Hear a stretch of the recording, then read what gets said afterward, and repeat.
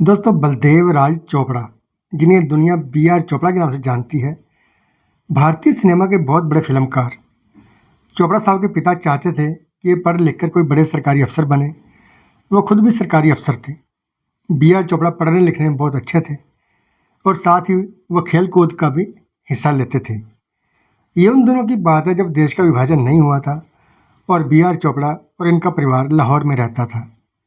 पिता की ख्वाहिश पूरी करने के इरादे से बी.आर. चोपड़ा ने ICS यानी इंडियन सिविल सर्विस की तैयारी करनी शुरू कर दी, लेकिन एग्ज़ाम से कुछ दिन पहले ये बीमार हो गए। नतीजा, ये उस परीक्षा में फेल हो गए। इनका दिल बहुत दुखी हुआ। हालांकि इनके पिता ने इन्हें लंदन जाकर ICS की तैयारी करने का सुझाव दिया था, लेकिन इन्होंने मना कर दिया, ये कहकर कि अगर भगवान को मुझे ICS अफसर ही बनाना होता तो वो यहीं बना देते। बी.आर. चोपड़ा तय कर चुके थे कि अब इन सरकारी नौकरी करनी ही नहीं है। एक अच्छी बात है बी.आर. चोपड़ा जी के साथ ये रही कि जब ये BA कर रहे थे तो इन्हें लिखने का शौक़ हो गया था और अब चूँकि उस ज़माने में इनके आसपास के लोग सिनेमा के बड़े फ़ैन थे, तो इन्हें भी सिनेमा में दिलचस्पी होने लगी थी। ये भी चाहते थे कि किसी दिन इन्हें अखबारों के लिए लिखने का मौका मिले। फिर एक दिन इन्होंने कलकत्ता के अखबार के लिए एक अंग्रेजी में आर्टिकल लिखा। उस अखबार का नाम था वेराइटीज़। वो अखबार न्यू थिएटर्स नामक उस वक्त के कलकत्ता के एक बहुत बड़ी फिल्म प्रोडक्शन कंपनी के सहयोग से निकलता था। बी.आर. चोपड़ा के उस आर्टिकल का टाइटल था राउंड द इंडियन स्क्रीन। अपने उस आर्टिकल में बी.आर. चोपड़ा ने कुछ फिल्मों को क्रिटिसाइज करते हुए लिखा कि अब फिल्मों में स्टोरी कुछ भी नहीं है, बस गाने डाले जाते हैं, वो भी कुछ खास नहीं होते। इन्हें यकीन था कि इनका आर्टिकल ज़रूर छपेगा, लेकिन नहीं छपा। इन्होंने फिर से एक नया आर्टिकल लिखकर कलकत्ता भेजा, मगर वो भी अखबार वालों ने नहीं छापा। तब इन्होंने फैसला किया कि अब ये बस एक आर्टिकल और लिखकर कलकत्ता भेजेंगे, अगर वो भी नहीं छपा तो फिर नहीं लिखेंगे। तीसरा आर्टिकल लिखकर इन्होंने कलकत्ता भेज दिया और फिर कुछ दिन बाद ये अपने कॉलेज जा रहे थे कि इन्हें एक पार्सल मिला। वो पार्सल उस अखबार के एडिटर की तरफ से आया था। एडिटर ने उसमें लिखा था कि हम आपके तीनों आर्टिकल्स आपके हमें मिल चुके हैं और हमें बहुत अच्छे लगे हैं, लेकिन दुर्गा पूजा की छुट्टियों की वजह से हम उन आर्टिकल्स को छाप नहीं सके। लेकिन अब हमने एक ही अंक में तीनों आर्टिकल्स को छाप दिया है। एडिटर ने बी.आर. चोपड़ा को उस अखबार का लाहौर कंट्रीब्यूटर बनने का ऑफ़र दिया, जिसे उन्होंने स्वीकार भी कर लिया और देश का विभाजन होने तक ये उस अखबार के लिए लिखते रहे।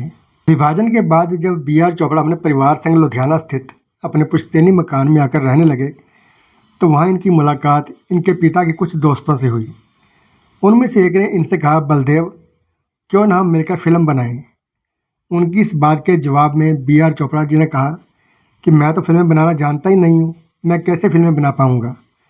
तो इनके पिता के वो दोस्त बोले, करना क्या है, हमें एक कहानी लेनी है, एक्टर्स लेने हैं, डायरेक्टर लेना है और फिल्म बनने में जो पैसा खर्च आएगा वो लगाना है, और यही तो सब करते हैं। आखिरकार बी.आर. चोपड़ा उनके साथ बॉम्बे आ गए। कुल मिलाकर ये 5 पार्टनर थे। पैसा उन्होंने लगाया था। बी.आर. चोपड़ा की जिम्मेदारी थी कि फिल्म अच्छी बन रही है या बुरी, इसकी खबर रखना। लेकिन मुंबई आने के बाद बी.आर. चोपड़ा का अपने उन 5 पार्टनर से मतभेद हो गया, इस बात पर कि उन्हें किस तरह की फिल्म बनानी चाहिए। बी.आर. चोपड़ा चाहते थे कि कोई नई और हटकर कहानी वाली फिल्म बनानी चाहिए, लेकिन दूसरे लोगों का मानना था कि वो फिल्म बनानी चाहिए जो आजकल चल रही है। चूँकि पैसा वो लगा रहे थे, तो बी.आर. चोपड़ा को चुप होना पड़ा। फिर बी.आर. चोपड़ा के उन पार्टनर्स ने जो फिल्म बनाई, उसका नाम था करवट। उस फिल्म में जीवन साहब और लीला मिश्रा जी ने काम किया था और वो फिल्म बुरी तरह से फ्लॉप हो गई।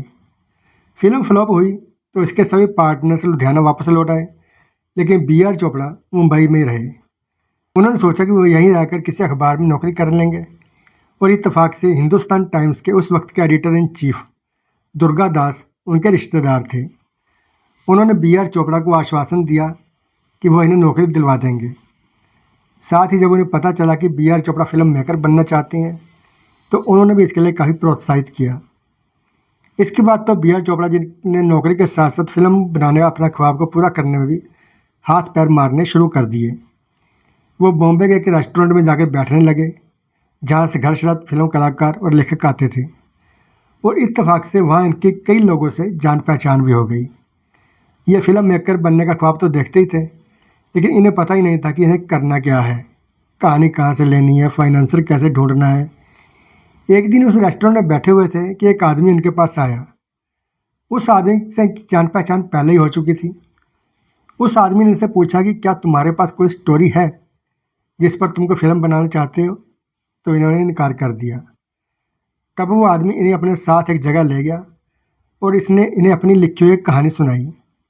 वो कहानी चोपड़ा साहब को बहुत पसंद आई और इन्होंने तय कर लिया कि इसी कहानी पर फिल्म बनाएंगे और उस आदमी को फिल्म का क्रेडिट भी देंगे।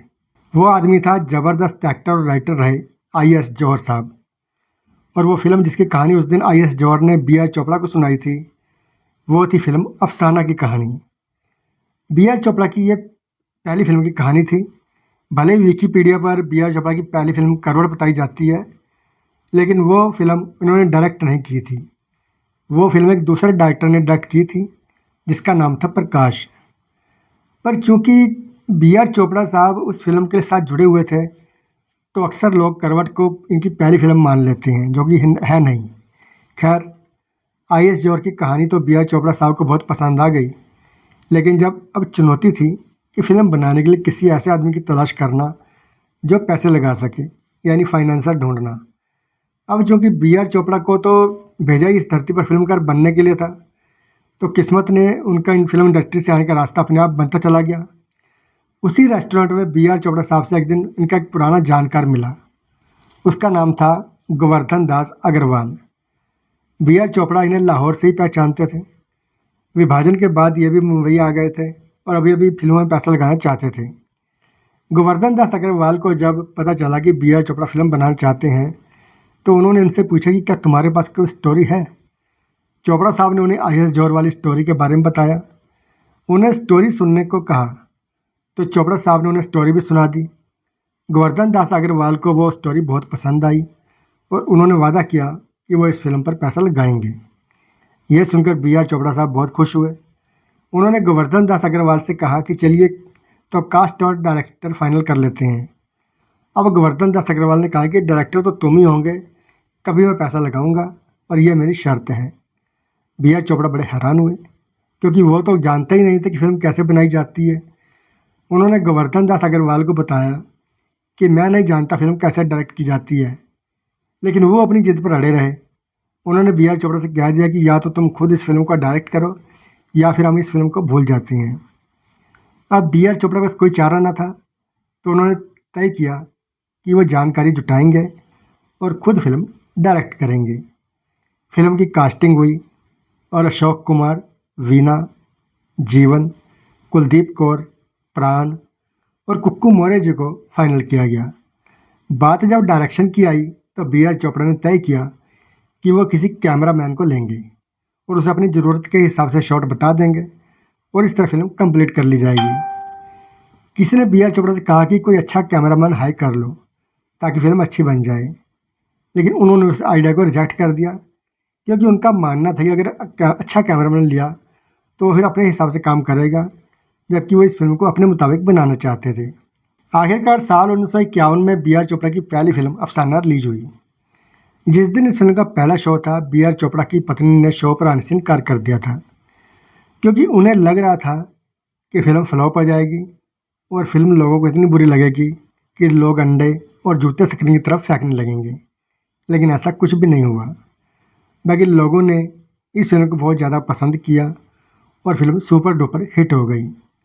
यूँ इस तरह भारतीय सिनेमा को मिले बी.आर. चोपड़ा साहब, जिन्होंने आगे चलकर एक ही रास्ता, नया दौर, साधना, कानून, गुमराह, हमराज, दास्तान, धुंध, पति पत्नी और वो, इंसाफ का तराजू और निकाह जैसी फिल्में बनाई। वही कई फिल्में प्रोड्यूस भी की और महाभारत सहित कई नामी और चर्चित टीवी शोज भी बनाए। आखिरकार 5 नवंबर 2008 को बी.आर. चोपड़ा साहब जी का देहांत हो गया, वो हमें छोड़कर हमेशा गले चले गए। तो दोस्तों, ये था आज का वीडियो। अगर वीडियो पसंद आया हो तो लाइक कीजिए, शेयर कीजिए और ऐसे ही और वीडियो देखने के लिए हमारे चैनल को सब्सक्राइब जरूर करें। धन्यवाद।